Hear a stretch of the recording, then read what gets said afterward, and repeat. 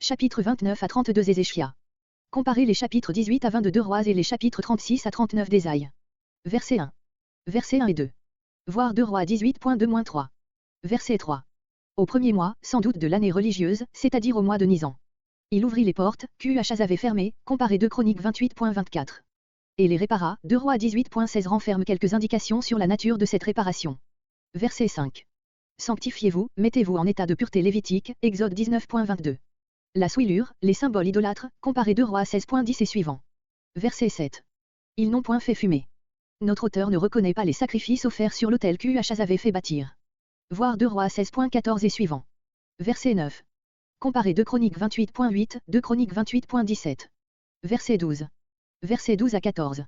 En tout, 14 hommes, dont plusieurs sont nommés 2 Chroniques 31.13-15 et une Chronique 6.20, une Chronique 6.44 et suivant. Il y a d'abord 2 représentants de chacune des 3 grandes souches lévitiques, Kehat, Merari et Gersom, puis 2 représentants de la branche kéhatite d'Élitsaphan, Exode 6.18, Exode 6.22, qui semblent avoir été particulièrement importantes, Nombre 3.30, enfin 2 représentants de chacune des 3 familles de chantres, celles d'Azaph, Gersom, de Héman, Kehat, et de Jéduthun ou Étan, Merari.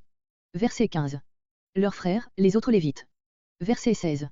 Les sacrificateurs entrèrent dans l'intérieur, non pas les Lévites, conformément à loi. Toutes les impuretés qu'ils trouvèrent dans le temple. L'auteur n'a pas mentionné les cérémonies païennes célébrées dans le lieu saint, mais il est probable que le temple même avait aussi été profané et qu'il renfermait les ustensiles qui avaient servi à des cérémonies idolâtres, versets entre 18 et 19. Quant au fait des portes fermées, 2 Chroniques 28.24, qui semble s'y opposer, cela n'a eu lieu que dans la seconde partie du règne d'Achaz. Verset 17. Le sens est, pendant 8 jours ils purifièrent les parvis, pendant 8 jours, le temple lui-même. Le début du verset 16 est donc une anticipation. Verset 18. La table des pains. Remarquez le singulier, tandis qu'une Chronique 28.16 donne le pluriel. Verset 19. Comparez 2 Rois 16.14-17. Devant l'autel de l'Éternel, c'est-à-dire l'autel des Ra'alakostes.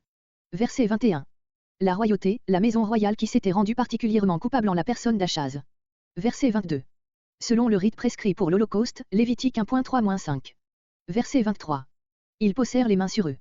L'imposition des mains était aussi d'usage dans l'Holocauste, Lévitique 1.4, mais elle avait une signification symbolique toute particulière dans le sacrifice pour le péché, Lévitique 4.4, Lévitique 4.15, Lévitique 4.24, Lévitique 4.29, Lévitique 4.33. Verset 24. Offrir le sang. Comparez pour les détails de cette cérémonie Lévitique 4.30, Lévitique 4.34. Pour tout Israël, non seulement pour Jude, mais aussi pour Éphraïm. Verset 25. Il plaça les Lévites. Comparez une Chronique 15.16. Sur Gad et Nathan, comparez une Chronique 21.9, une Chronique 29.29.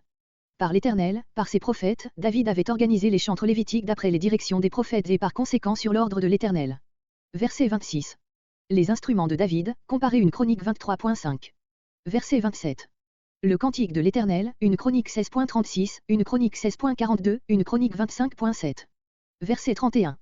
Vous vous êtes consacrés, littéralement, vous avez rempli votre main. Voir Exode 28.41, note. Sacrifice d'action de grâce, voir Lévitique 7.11 et suivant. Verset 34. Ils ne purent dépouiller. Dans les sacrifices privés le laïc dépouillait lui-même la victime, Lévitique 1.6, mais dans les sacrifices publics, ce soin incombait au sacrificateur ainsi que l'immolation. Les Lévites avaient eu plus à cœur, ils avaient montré plus d'empressement à se mettre en état de pureté lévitique, verset 5, que les sacrificateurs, lesquels s'étaient peut-être davantage prêtés aux cérémonies idolâtres établies par Achaz. Verset 35. Il y avait d'ailleurs beaucoup d'holocaustes, ceux du verset 32. L'auteur les mentionne encore une fois afin d'expliquer pourquoi les sacrificateurs se trouvaient en trop petit nombre pour dépouiller les victimes, la majeure partie d'entre eux étaient occupés à brûler les Ra'alakostes. Avec les graisses des sacrifices d'action de grâce, la graisse de ces sacrifices-là était ordinairement brûlée en même temps que l'Holocauste, Lévitique 3.3-5. Avec les libations, une libation accompagnait habituellement l'Holocauste, Nombre 15.10. Cette libation occupait aussi un certain nombre de sacrificateurs. Ainsi fut rétabli. Par ce sacrifice grandiose, le culte régulier fut réintroduit et réorganisé. Verset 36. De ce que Dieu avait accordé au peuple.